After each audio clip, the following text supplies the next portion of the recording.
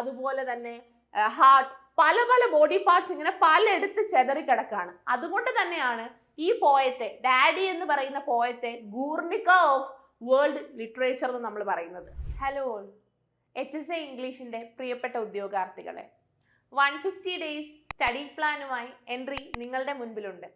HSA English ഏത് വിധേനയും top റാങ്കുകൾ നമുക്ക് തന്നെ ക്രാക്ക് ചെയ്യണം എന്നുള്ള ഒരു ഉറച്ച വിശ്വാസത്തിന്റെ പുറത്താണ് ഈ കുറ്റമറ്റ ഒരു പ്രിപ്പറേഷൻ സ്ട്രാറ്റജിയുമായിട്ട് നമ്മളെല്ലാം ഒന്നിച്ചുള്ളത്. നിങ്ങൾക്കറിയാം, സിലബസ് മാറുമോ ഇല്ലയോ എന്നുള്ള വളരെ ഡൗട്ടുകളുണ്ട്. ഇപ്പോൾ ഈ പറയുന്ന കണക്ക് സെക്കൻഡറി തലം ഒന്നിച്ചാക്കുന്നതിനെ പറ്റിയുള്ള ആശങ്കകളുണ്ട്.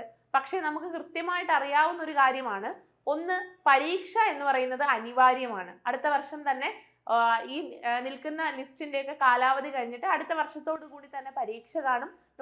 നോട്ടിഫിക്കേഷനും പരീക്ഷയും കാണും. നമ്മളൊരു 1 ഇയറിനുള്ളിൽ തന്നെ പരീക്ഷ എക്സ്പെക്ട് ചെയ്യുന്നുണ്ട്. അതിനി എങ്ങനെയൊക്കെ മാറിയാലും, സെക്കൻഡറി തലങ്ങൾ വരെ ഒന്നിച്ചാക്കിയാലും, അതല്ല HSA എന്ന് പറയുന്ന ആ ഒരു തസ്തിക തന്നെ നിലനിർത്തിക്കൊണ്ട് പോയാലും, രണ്ടാമത്തെ എക്സാം, അതായത് നമ്മൾ എഴുതിക്കൊണ്ടിരിക്കുന്ന ആ ഒരു പാറ്റേണിലുള്ള എക്സാം തന്നെയാണ് നമ്മൾ പ്രതീക്ഷിക്കുന്നത്. ബിക്കോസ് 2030 മാത്രമേ ഈ പറയുന്ന എല്ലാ ചേഞ്ചസും, സെക്കൻഡറി തലം അസച്ച് ഒന്നാക്കുന്നതും ഒക്കെ പ്രാബല്യത്തിൽ വരൂ എന്നാണ്, പൂർണ്ണ തോതിൽ പ്രാബല്യത്തിൽ വരൂ എന്നാണ് പറയുന്നത്. അതുകൊണ്ട് തന്നെ ഇനി നടക്കാനിരിക്കുന്ന ആദ്യത്തെ HSA നമ്മുടെ പഴയ പാറ്റേണിൽ തന്നെയാണ് എന്ന് തന്നെയാണ് നമുക്ക് അറിയാൻ കഴിയുന്നത്. അതുകൊണ്ട് അത്തരത്തിലുള്ള ഒരുപാട് കൺഫ്യൂഷൻസ് ഉള്ളിലെടുത്ത് നിങ്ങൾ നിങ്ങളുടെ പഠനത്തെ പുറകോട്ട് വലിക്കരുത്.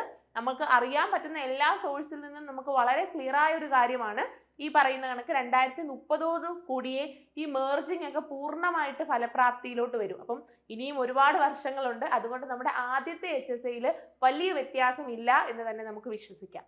രണ്ടാമത്തെ കാര്യം, സിലബസ് അടിമുടി മാറുമോ എന്നുള്ളത്. നമുക്കറിയാം, എല്ലാ PG, അതായത് എല്ലാ, ഇപ്പം കാലിക്കറ്റ് അല്ല, കേരള അല്ല, മഹാത്മാഗാന്ധി യൂണിവേഴ്സിറ്റി അല്ല, എല്ലാ യൂണിവേഴ്സിറ്റികളുടെയും ഈ PG സിലബസുകളുടെ ഒരു കോർ മിക്സ്ചർ ആണ് നമ്മൾ ഈ കാണുന്ന HSA, HSST, VHSCയുടെ ഒക്കെ കോർ സബ്ജക്റ്റുകളുടെ സിലബസ്.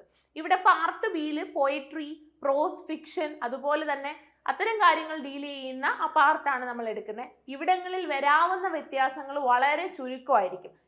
എന്തൊക്കെ ഇൻക്ലൂഡ് ചെയ്താലും നമുക്കറിയാവുന്ന നമുക്ക് ഷേക്സ്പിയറിന്റെ ഒരു പ്രധാനപ്പെട്ട ട്രാജഡി ഇല്ലാതെ പോകാൻ പറ്റില്ല.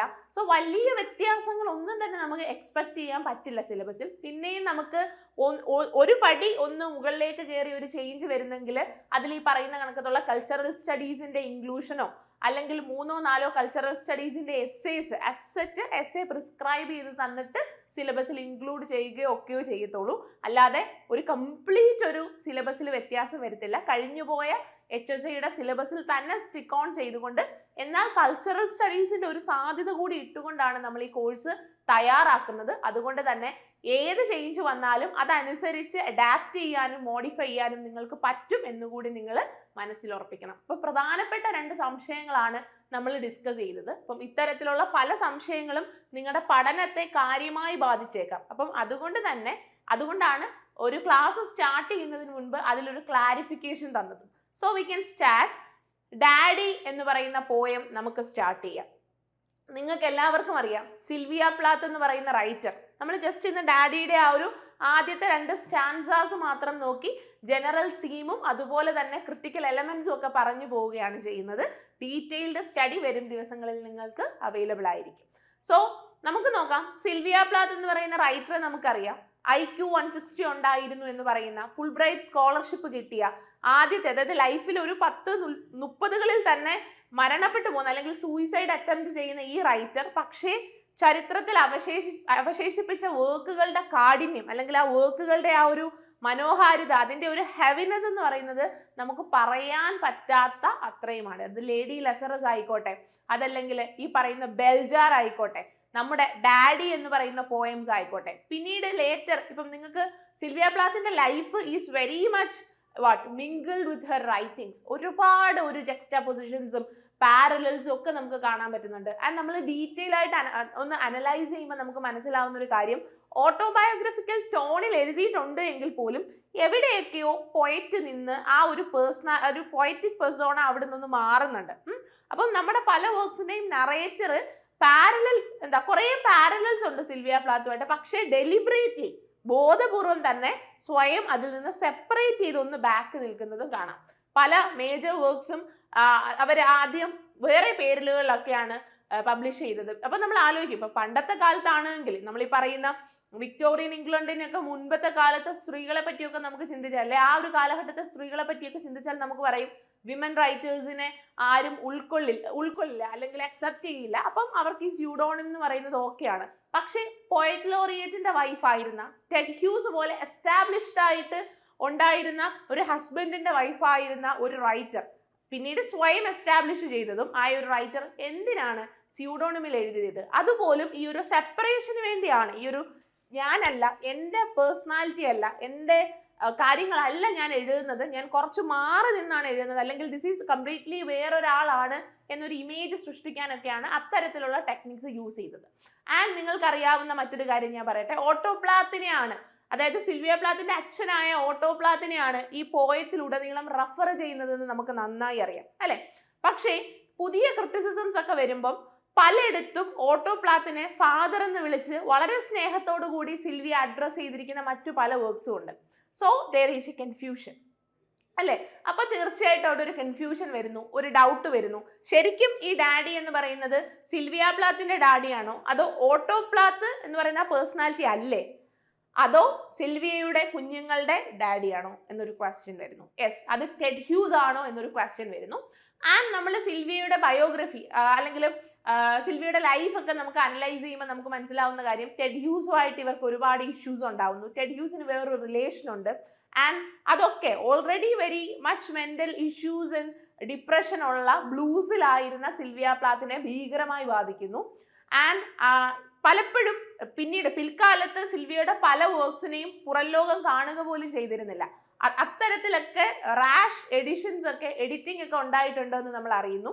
ഡാഡി പക്ഷേ maybe he thought that Ted Hughes ചിന്തിച്ചിട്ടുണ്ടാവണം, ഡാഡി എന്ന് പറയുന്നത് സിൽവിയ പ്ലാത്തിന്റെ അച്ഛനെ പറ്റി ആയിരിക്കും ഉണ്ടായത് എന്ന് വിചാരിച്ചായിരിക്കണം ഈ ഡാഡി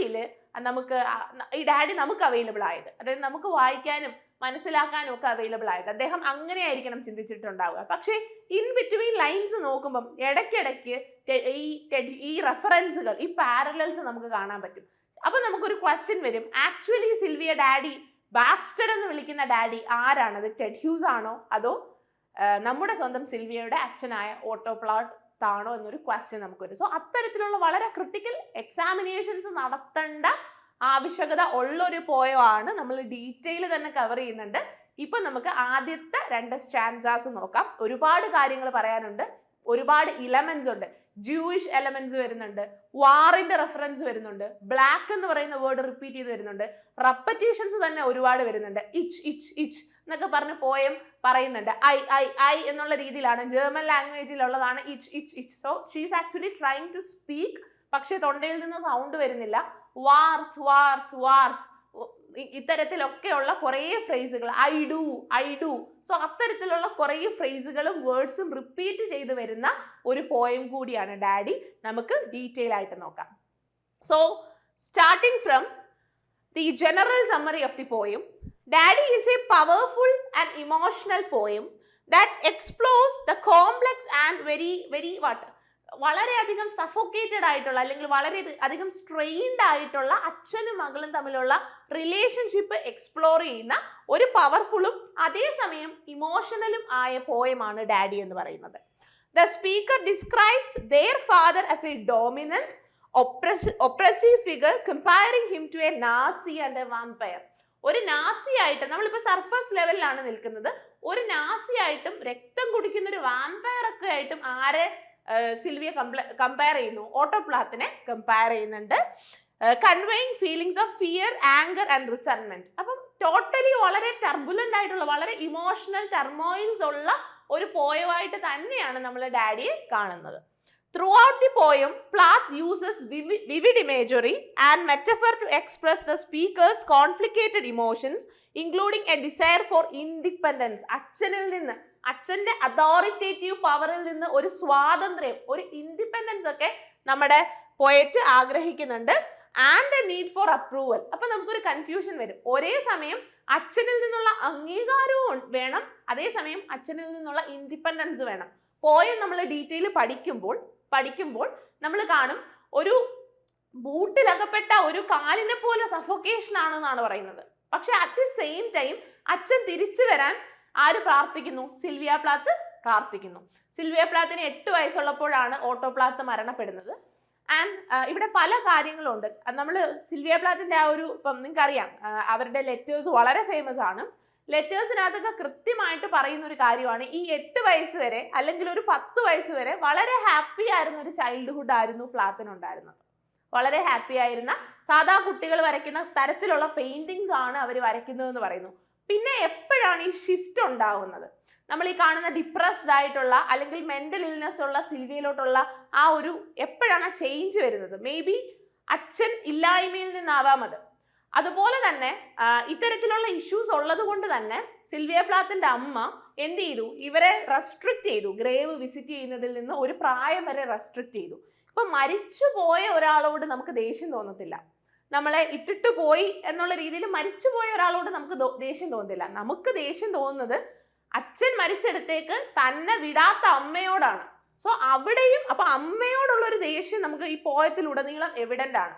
പിന്നീട് വാമ്പയർ എന്നൊക്കെ പറയുന്നത് ടെഡ് ഹ്യൂസിനെ ആവാം, അമ്മയെ ആവാം. പിന്നെ നമ്മൾ ഈ പോയൊക്കെ നോക്കുമ്പോൾ നമുക്കൊരു ഇലക്ട്രാ കോംപ്ലക്സ് ഫീൽ ചെയ്യും, അച്ഛനോടുള്ള ഒരു ഇഷ്ടം ആൻഡ് അതിൽ നിന്ന് വരുന്ന അമ്മയോടുള്ള ദേഷ്യം. സോ വളരെ കോംപ്ലക്സ് ആയിട്ടുള്ള റെലത്തിൽ നിന്നുകൊണ്ട് തന്നെ നമുക്ക് ഈ പോയം അനലൈസ് ചെയ്യേണ്ടതുണ്ട്. സോ അത്തരം കാര്യങ്ങളൊക്കെ ഡിസ്കസ് ചെയ്യുന്ന ഒരു പവർഫുൾ പോയമാണ് ഏത്? ഡാഡി എന്ന് പറയുന്നത്.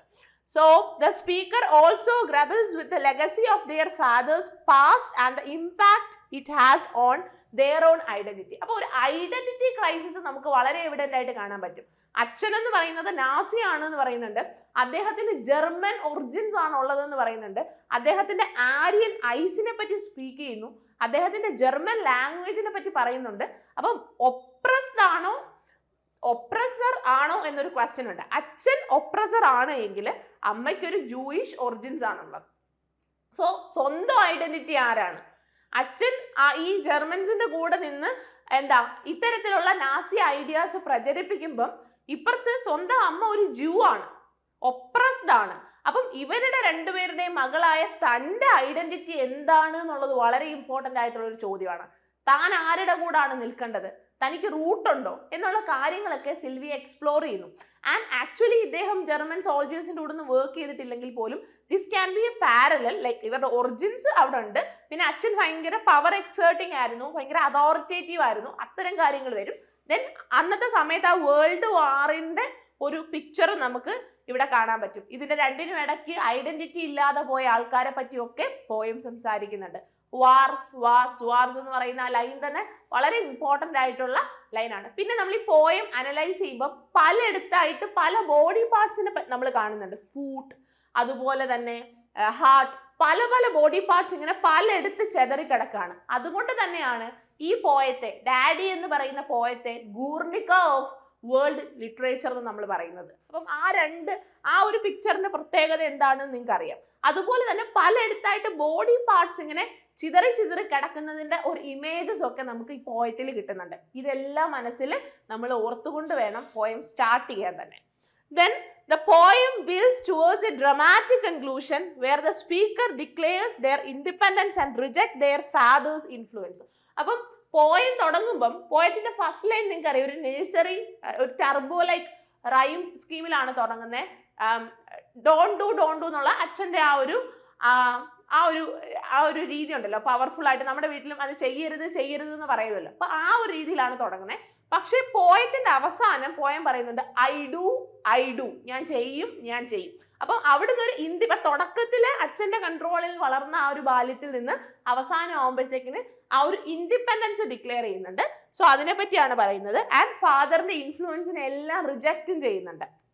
However tone remains ambivalent, suggesting a deep-seated emotional complexity. അതൊക്കെ നമ്മൾ പോയത്തിന്റെ ആ ഒരു എൻഡിങ് പാർട്ടിൽ കാണും. Overall, Daddy is a masterful exploration of the complexities of family dynamics, identity and the struggles of growing up. ഇത്തരത്തിലുള്ള എല്ലാ കാര്യങ്ങളും ഡീൽ ചെയ്യുന്ന വളരെ ഇമ്പോർട്ടൻ്റ് ആയിട്ടുള്ള ഒരു പോയമാണ് ഡാഡി പോയം വിസിറ്റ് ചെയ്യുമ്പോൾ നമുക്ക് മനസ്സിലാവും, ഒരു ഘട്ടം എത്തുമ്പം അച്ഛൻ്റെ അടുത്തേക്ക് തിരിച്ചു പോകാൻ ആഗ്രഹിക്കുന്നുണ്ട്, സിൽവി ആഗ്രഹിക്കുന്നുണ്ട്. അതുപോലെ തന്നെ അതിലൊരു വളരെ ഇമ്പോർട്ടൻ്റ് ആയിട്ടുള്ള ഒരു ലൈൻ എടുത്തു പറയുന്നുണ്ട്, every women loves A fast system. അപ്പം എല്ലാ സ്ത്രീകളും ഈ പവർ എക്സേർട്ട് ചെയ്യുന്ന ആൾക്കാരെ ആരാധിക്കുന്നു എന്ന് പറയുന്നു. സോ അവിടെ പിന്നെയും നമുക്കൊരു ക്വസ്റ്റ്യൻ വരികയാണ്. അപ്പൊ ഇങ്ങനെ ആരാധിക്കുമ്പം അച്ഛനെ സിൽവിയയും ആരാധിച്ചിരിക്കാം, പിന്നെ അച്ഛൻ ഇനി റെസ്റ്റ് എടുക്കാം, അച്ഛന്റെ പോലത്തെ തന്നെ ഒരാളെ അവർ കണ്ടുപിടിക്കുന്നു എന്ന് പറയുന്നു. വിച്ച് മീൻസ് അച്ഛന്റെ ടോർച്ചർ സെയിം ഡിഗ്രിയിൽ എക്സേർട്ട് ചെയ്യുന്ന ഒരാളാണ് ആര്? ടെഡ് ഹ്യൂസ് എന്ന് പറയുന്നു. വാമ്പയർ ആയിട്ട് കമ്പയർ ചെയ്യുന്നു. നമ്മൾ ജനറൽ സ്റ്റഡീസിൽ അത് ഓട്ടോപ്ലാത്ത് ആയിട്ട് തന്നെയാണ് പറയുന്നത്, പക്ഷെ നമുക്കൊന്ന് ഡീപ്പായിട്ട് നോക്കുമ്പോൾ നമുക്ക് മനസ്സിലാവും ചോര എടുക്കുന്ന വാമ്പയർ ആണ് അച്ഛൻ ടെഡ് ഹ്യൂസ് ആയിട്ട് നമ്മൾ കമ്പയർ ചെയ്യുന്നത്. So there are always reference to her personal life. അപ്പോൾ അവിടെ ഒരു പാരലൽസ് നമുക്ക് വളരെ എവിഡന്റ് ആയിട്ട് കാണാൻ പറ്റുന്നുണ്ട്. So let us break down the poem Daddy by Sylvia Plath line by line. നമുക്ക് ലൈൻ ബൈ ലൈൻ ആയിട്ട് നോക്കാം. You do not do any more black shoe in which I have lived like a foot for 30 years poor and white. നോക്കിയേ, ഇവിടെ you do not do നീ അത് ചെയ്യരുത് which is something that she heard in her early childhood. അവരുടെ ആ ഒരു ചൈൽഡ്ഹുഡിന്റെ തുടക്കത്തിൽ സ്ഥിരം കേട്ടോണ്ടിരുന്ന, അല്ലെങ്കിൽ അച്ഛൻ എന്ന ഫിഗറിനെ പറ്റി ചിന്തിക്കുമ്പോൾ മനസ്സിൽ ആദ്യം വരുന്ന കാര്യമാണ് you do not do നീ അത് ചെയ്യരുത് എന്നാ പറയുന്നത്. അപ്പൊ അച്ഛൻ എപ്പോഴും ഈ പറയുന്ന ഒരു റൂൾ ബുക്ക് പോലായിരുന്നു. അത് ചെയ്യരുത് ഇത് ചെയ്യരുത് എന്ന് പറഞ്ഞുകൊണ്ടിരിക്കുന്ന വളരെ അതോറിറ്റേറ്റീവ് ആയിട്ടുള്ള വളരെ പവർഫുൾ ആയിട്ടുള്ള ഒരു ഫാക്ടർ ആയിരുന്നു. Any more black shoe in which I have lived like a food. ഇവിടെ തൊട്ട് നമ്മൾ കാണുന്ന ഒരു കാര്യമാണ് ഈ ബ്ലാക്ക് എന്ന് പറയുന്ന വേർഡിന്റെ ഒരു പ്രയോഗം. അത് നമ്മൾ ഇനി അങ്ങോട്ടും കാണും.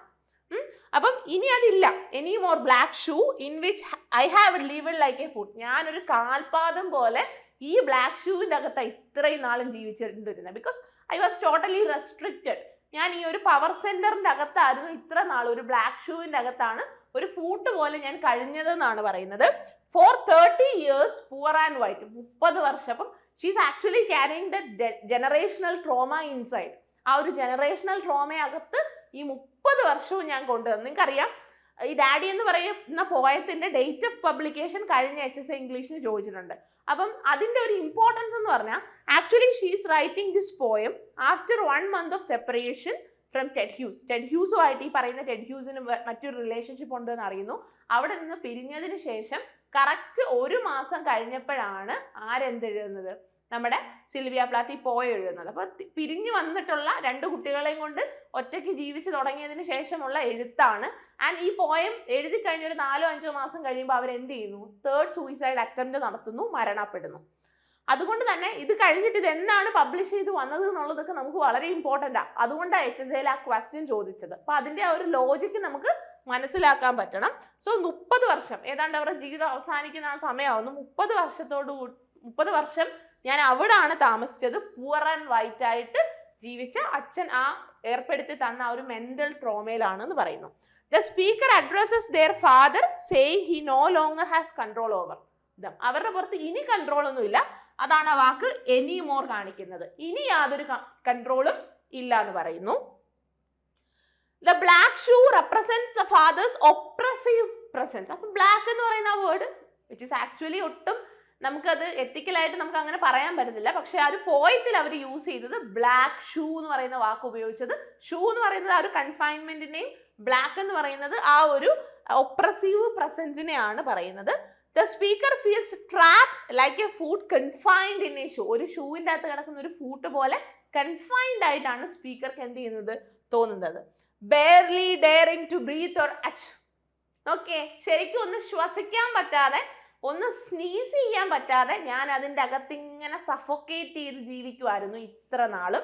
പക്ഷെ that is no more any more. ഇനി ഞാനത് സഹിക്കത്തില്ല എന്നാ പറയുന്നത്. താങ്കളുടെ ആ ഒരു പവർ. അപ്പം അച്ഛൻ്റെ പ്രസൻസ് ഇല്ല, എന്നാൽ ഇത്ര നാളും അച്ഛൻ്റെ ആ ഒരു മെന്റൽ ട്രോമ, അച്ഛൻ തന്നിട്ട് പോയ ഒരു ട്രോമ ഞാൻ സഫർ ചെയ്തുകൊണ്ടേ ഇരുന്നതാണ്. വിത്തൗട്ട് എനിക്കൊന്ന് ബ്രീത്ത് ചെയ്യാൻ പോലും പറ്റാതാണ് ഞാൻ ഇത്ര നാളും ജീവിച്ചത്. പക്ഷെ ഇനി അതില്ല. എനിക്കൊന്ന് സ്നീസ് ചെയ്യാൻ പോലും പറ്റാതാണ് ഞാൻ അതിൻ്റെ അകത്ത് ജീവിച്ചത്. പക്ഷെ ഇനി അതില്ല എന്ന് പറയുന്നു. The speaker is hesitant to express themselves, fearing their father's disapproval. So the poem moves on. Daddy, I have had to kill you. You died before I had time. ഞാനായിരുന്നു ആക്ച്വലി ആരെ കൊല്ലേണ്ടത്? ഡാഡിയെ കൊല്ലേണ്ടത്. പക്ഷേ ഞാൻ അത് ചെയ്യുന്നതിന് മുൻപേ ആര് മരിച്ചുപോയി, നിങ്ങൾ മരിച്ചുപോയി എന്ന് പറയുന്നത്. That actually shows how violent is Har emotions. അവരുടെ ഇമോഷൻസ് എന്തുമാത്രം വയലന്റ് ആയിരുന്നു എന്നൊക്കെയാണ് കാണിക്കുന്നത്. എ ഡ്രമാറ്റിക് ഡിക്ലറേഷൻ ആണ്, ഞാനങ്ങ് പ്രസ്താവിക്കുകയാണ്. അപ്പൊ ഒരു ഡ്രമാറ്റിക് ആയിട്ടുള്ള ഡിക്ലറേഷൻ ആണ്, a dramatic declaration of independence, rejecting the father's influence. അപ്പൊ ഫാദറിന്റെ ആ ഒരു ഇൻഫ്ലുവൻസിനെ റിജക്ട് ചെയ്തിട്ടുള്ള ഒരു ഡ്രമാറ്റിക് ആയിട്ടുള്ള ഒരു സ്റ്റേറ്റ്മെന്റ് ആണ്, ഞാൻ അച്ഛനെ കൊന്നേനെ, Daddy I have had to kill you, ഞാനായിരുന്നു ആരെ കൊല്ലേണ്ടിയിരുന്നത്, അച്ഛനെ കൊല്ലേണ്ടിയിരുന്നതെന്ന് പറയുകയാണ്. You died before I had time. അപ്പൊ എനിക്ക് സമയം കിട്ടുന്നതിന് മുൻപേ, അല്ലെങ്കിൽ ഞാൻ മെച്ചൂരിറ്റി എത്തുന്നതിന് മുൻപേ നിങ്ങൾ മരിച്ചുപോയി. സോ അതർവൈസ് ഞാൻ തന്നെ എന്ത് ചെയ്തേനെ, നിങ്ങളെ കൊന്നേനെ എന്ന് പറയുന്നു. So the speaker feels their father's legacy still affects them despite his physical absence. അപ്പം അച്ഛൻ്റെ ആ ഒരു ഫിസിക്കൽ ആബ്സെൻസിലും അയാളുടെ ഒരു പവർ എക്സേർഷൻ അവിടെ നടക്കുന്നുണ്ട്. ഞാൻ നിങ്ങളെ കൊന്നേനെ. അപ്പം മരിച്ചിട്ടും ഈ നമ്മൾ പറയുന്ന കണക്ക് ആ ഒരു കലിപ്പ് തീരുന്നില്ല എന്ന് നമ്മൾ പറയുമല്ലോ, ആ ഒരു സംഭവമാണ്. അതിങ്ങനെ ഓവർടോൺ ആയിട്ട് പോയിക്കൊണ്ടേയിരിക്കുകയാണ്. Marble heavy, a bag full of God, ഗ്യാസ്ലി statue with one grey toe. അപ്പൊ ഇത്രയാവുമ്പോഴത്തേക്കും നമ്മൾ ഈ പറയുന്ന 2 സ്റ്റാൻസ കഴിയുകയാണ്. അപ്പൊ അച്ഛനെ കമ്പയർ ചെയ്തിരിക്കുന്നത് ഒരു മാർബിൾ ഹെവി ആയിട്ടാണ്. ഒരു marble heavy, a bag full of God, ഗ്യാസ്ലി statue with one grey toe. നോക്കിയേ, മാർബിൾ ഹെവി എന്ന് പറയുമ്പം അച്ഛൻ്റെ ആ ഒരു ഗ്രേവ് ഇരിക്കുന്ന സ്ഥലമാണ്. ആ ഗ്രേവിന്റെ അതിന്റെ പുറത്ത് പാകിയിരിക്കുന്ന, അച്ഛനെ അടക്കിയിരിക്കുന്നതിന്റെ പുറത്ത് പാകിയിരിക്കുന്ന മാർബിളിനെ പറ്റിയാണ് പറയുന്നത്. ആ മാർബിൾ ഹെവിയാന്ന് പറയുന്നു. That heaviness it self shows how എന്തുമാത്രം ടോർമെന്റ്സ് ആണ് അദ്ദേഹം ഇവർക്ക് കൊടുത്തതാണ്. അപ്പൊ മാർബിൾ ഹെവി ആയിട്ട് പറയുന്നുണ്ട്. A bag full of God. Usually God എന്ന് പറയുന്നത് നമ്മൾ അസോസിയേറ്റ് ചെയ്യുന്നത് പോസിറ്റീവ് തിങ്സിൻ്റെ അകത്താണ്. പക്ഷേ a bag full of God എന്ന് പറഞ്ഞാൽ ഡിവൈൻ, പുള്ളി മരിച്ചുപോയി, maybe he's near to God ആയിരിക്കും, പക്ഷെ അത് ബാഗാണ്, അത്ര വെയിറ്റേജ് അതിനുണ്ട്. അപ്പം അദ്ദേഹത്തിന്റെ ആ ഒരു മരണസ്ഥലം is depicted as marble heavy, a bag full of God. And remember one thing, ഞാൻ പറഞ്ഞിരുന്നു, സിൽവിയയ്ക്ക് ഒരു പ്രായം എത്തുന്നത് വരെ ഈ ഗ്രേവ് വിസിറ്റ് ചെയ്യാൻ ആര് സമ്മതിച്ചില്ല, അമ്മ സമ്മതിച്ചില്ല. അപ്പൊ അതുകൊണ്ടാണ് അമ്മയോടും ഭയങ്കര ദേഷ്യമുള്ളത്. അപ്പം അത്തരത്തിലുള്ള ആ ഗ്രേവിന്റെ ഇമേജസ് ഒക്കെ ഇവർക്ക് ഇങ്ങനെ റിക്കർ ചെയ്ത് വരുന്നുണ്ടായിരിക്കും. So marble heavy, a bag full of God, ഗ്യാസ്ലി statue with one grey stone. അപ്പം ഇദ്ദേഹത്തെ ഒരു സ്റ്റാച്യു ആയിട്ടുണ്ട്, ഒരു ഭീകരമായ സ്റ്റാച്യു ആയിട്ടാണ് റെഫർ ചെയ്തിരിക്കുന്നത്. All these images, all these usages shows ഒരു അതോറിറ്റേറ്റീവ് പവർ തന്നെയാണ് കാണിച്ചുകൊണ്ടിരിക്കുന്നത്. The father is depicted as a monstrous, ഭയങ്കര ഭീമാകാരനായ, ഭീകരനായ ഒരു അൺഈൽഡിങ് ഫിഗർ. യാതൊരു തരത്തിലും പോസിറ്റീവായിട്ടുള്ള ഒന്നും തരാത്ത ഒരു ഫിഗറായിട്ടാണ് ആരെ ഡെപിക്റ്റ് ചെയ്തിരിക്കുന്നത്, അച്ഛനെ ഡെപിക്റ്റ് ചെയ്തിരിക്കുന്നത്. Big as a Frisco seal. Frisco എന്ന് പറയുന്നത് ഒരു സീ അനിമൽ ആണ്, ഫാറ്റി ആയിട്ടുള്ള സീ അനിമൽ ആണ്, which is actually very unpleasant ആയിട്ടുള്ള ഒരു കമ്പാരിസൺ ആണ്. ആൻഡ് സീൽ, അപ്പൊ അത്ര പവറാണ് ആ ഒരു സീൽ എന്ന് പറയുന്നതൊക്കെ, ആ ഒരു പവറിനെയാണ് കാണുക. അദ്ദേഹം ഒരു വലിയ സ്റ്റാച്ചു ആണ്, വളരെ മോൺസ്റ്ററസ് ആയിട്ടുള്ള ഒരു സ്റ്റാച്ചു ആണ്. ഒരു ഫ്രിസ്കോ മീനിന്റെ അത്രയും ഫാറ്റി ആയിട്ടുള്ള ഒരു ഫിഷിന്റെ അത്രയും ഉയർന്ന ഒരു സീല് പോലത്തെ ഒരു പവർ സെന്റർ ആണ് അദ്ദേഹം എന്നാണ് പോയം പറയുന്നത്. And a head in the freakish Atlantic. അപ്പൊ ബ്യൂട്ടിഫുൾ ആയിട്ടുള്ള അറ്റ്ലാന്റിക് ഓഷനെ ഇവിടെ ഫ്രീക്കിഷ് അറ്റ്ലാന്റിക് എന്ന് കമ്പയർ ചെയ്യുന്നു. സോ അവിടുത്തെ ആ ഒരു ഗ്രീൻ ഓവർ ബ്ലൂവിനെ പറ്റിയും വാട്ടേഴ്സ് ഓഫ് ബ്യൂട്ടിഫുൾ നോസറ്റിനെ പറ്റിയും ഒക്കെ പറയുന്നത്. അപ്പൊ അതിനെയൊക്കെ ഉയർന്നു നിൽക്കുന്ന ഒരു വലിയ സ്റ്റാച്ചു ആണ് അദ്ദേഹം എന്നാണ് പറയുന്നത്. So here the father is described as massive and imposing like A seal. ഒരു സീല് പോലെ വളരെ മാസീവും അതുപോലെ തന്നെ ഒരു വളരെ ഇമ്പോസിംഗും ആണ് അച്ഛൻ എന്ന് പറയുന്നു. ആ ഒരു ബ്യൂട്ടിഫുൾ ഓഷനെയൊക്കെ, അറ്റ്ലാന്റിക് ഓഷനെയൊക്കെ ഫ്രീക്കിഷ് അറ്റ്ലാന്റിക് എന്ന് കമ്പയർ ചെയ്തിരിക്കുന്നു. അപ്പൊ ഇവിടെ എല്ലാം നമുക്ക് ആ ഒരു പോയത്തിന്റെ opening, what are the undertones actually the poem is carrying എന്നുള്ള കാര്യമൊക്കെ നിങ്ങൾക്ക് മനസ്സിലായിട്ടുണ്ടാവും. The freakish Atlantic എന്ന് പറയുന്നത് represents the speaker's distorted view of their father. അപ്പൊ അച്ഛന്റെ ആ ഒരു വ്യൂവിൽ അത് എന്തുമാത്രം ഡിസ്റ്റോർട്ടഡ് ആണ് അച്ഛൻ ഉള്ളിൽ എന്നുള്ളതാണ് അതൊക്കെ കാണിക്കുന്നത്. The vivid imagery of the ocean suggests a sense of power and at the same time chaos. ആ ഒരു ഓഷാനിക് ആയിട്ടുള്ള കാര്യങ്ങളും അതിന്റെ അത്തരത്തിലുള്ള ഒരു ഇമേജറിയാണ് അച്ഛനെ പറ്റി മനസ്സിലേക്ക് ആദ്യം ഓടി വരുന്നത്. I used to pray to recover you. ഞാൻ പലപ്പോഴും പ്രാർത്ഥിച്ചിട്ടുണ്ട് അച്ഛനെ എന്ത് ചെയ്യണം, തിരിച്ചു വരണമെന്ന്. അപ്പം ഇവിടൊക്കെയാണ് നമുക്ക് ആ ഒരു ഇലക്ട്ര കോംപ്ലക്സും യഥാർത്ഥ സിൽവിയ പ്ലാത്തിന്റെ ഓട്ടോപ്ലാത്ത് എന്ന അച്ഛനോടുള്ള സ്നേഹവും നമുക്ക് കാണാൻ പറ്റുന്നത്. At A point of time പോയ ഇങ്ങനെ ട്വിസ്റ്റ് ചെയ്ത് ടെഡ് ഹ്യൂസിനെ ചൂണ്ടുന്നുണ്ട്. അവിടെ വരുമ്പോഴാണ് ഈ പറയുന്ന ബാസ്റ്റഡ് എന്നൊക്കെ വിളിക്കുന്നത്. സോ ഇത് രണ്ടും തമ്മിലുള്ള ആ ഒരു നേരിയ ഡിഫറൻസ് നിങ്ങൾക്ക് കൃത്യമായിട്ട് മനസ്സിലാക്കണം. ആക്ച്വലി ഈ ജൂയിഷ് ഒറിജിനുള്ള അമ്മ എന്തുകൊണ്ടാണ് സിൽവിയെ ആ ഗ്രേവിലോട്ട് വിടാതിരുന്നത്? ആക്ച്വലി ഓവർ പ്രൊട്ടക്റ്റീവ്നെസ് ആണ്. ഓൾറെഡി ഇഷ്യൂസ് ഉണ്ട്, ഈ പറയുന്ന കണക്ക് ഇൻഹെറിറ്റ് ചെയ്യുന്ന മെന്റൽ പ്രോബ്ലംസ് ഉണ്ട്. സോ അത് അവൾക്ക് താങ്ങാൻ പറ്റുമോ എന്നുള്ള ഒരു ഓവർ പ്രൊട്ടക്റ്റീവ്നെസ് ആണ് അതിലേക്ക് നയിച്ചത്. പക്ഷെ ഇറ്റ് ബാക്ക് ഫയർഡ്. അത് കാരണം ഉണ്ടാക്കിയ പ്രശ്നങ്ങൾ എന്ന് പറയുന്നത് വളരെയധികം വലുതായിരുന്നു, വളരെ വലുതായിരുന്നു. അത് കാരണം ഉണ്ടാക്കിയ പ്രശ്നങ്ങൾ, mental issues, mental traumas. So അമ്മയോടും ഒരു ദേഷ്യം വരുന്നതായിട്ടാണ് നമുക്ക് കാണുന്നത്. സോ ഇവിടങ്ങളിലൊക്കെ അച്ഛനോടുള്ള സിൽവിയയുടെ ആ ഒരു സ്നേഹം നമുക്ക് കാണാൻ പറ്റുന്നുണ്ട്. ആൻഡ് നമ്മൾ വായിക്കുമ്പോൾ, നമ്മൾ കൂടുതൽ അറിയാൻ ശ്രമിക്കുമ്പോൾ സിൽവിയയുടെ മകനും സൂയിസൈഡ് ആണ് ചെയ്തത്. പക്ഷേ ഹൗവർ പോസിറ്റീവായിട്ട് നമുക്ക് പറയാം, സിൽവിയയുടെ മകള് ഈ ഒരു മെന്റൽ ഡിപ്രഷനെയും മെന്റൽ ഇഷ്യൂസിനെയൊക്കെ തരണം ചെയ്തു. And she's A very famous world painter and writer alike. അവർക്കും ഉണ്ടായിരുന്നു, പക്ഷെ അവർ അത് ക്ലിയർ ചെയ്തെടുത്ത് മുന്നോട്ട് ജീവിക്കുകയാണ്. അപ്പം അതാണ് ആക്ച്വലി ഒരു പോസിറ്റീവായിട്ടുള്ള ഒരു കാര്യം നമ്മൾ ഈ പോയത്തിൽ എടുത്തു പറയേണ്ട ഒരു കാര്യം. അതൊന്നും ഇവിടെ റെഫറൻസ് ഇല്ല, just I am saying. Sylvia 3ാമത്തെ അറ്റംപ്റ്റിൽ മരിക്കുമ്പോൾ നിങ്ങൾക്കറിയാം ഓവനിൽ തലവെച്ചിട്ടാണ് മരിക്കുന്നത്. ആൻഡ് ഈ സെപ്പറേഷൻ ഒക്കെ കഴിഞ്ഞ് ഇവർ ഒറ്റയ്ക്ക് താമസിക്കുന്ന സമയത്ത് അപ്പുറത്തെ റൂമിൽ കുഞ്ഞുങ്ങൾ ഉറങ്ങുന്നുണ്ടായിരുന്നു. അപ്പം ഒരു കാരണവശാലും കുഞ്ഞുങ്ങളിലേക്ക് ഈ തീ എത്തരുത് എന്ന് വിചാരിച്ച് ആ ഭിത്തിയുടെ ഈ പറയുന്ന എയർ ഹോൾസിലൊക്കെ തുണി കുത്തി നിറച്ചിട്ടാണ് ഇവർ ഓവനിൽ തലവെച്ച് മരിക്കുന്നത്. So think about her.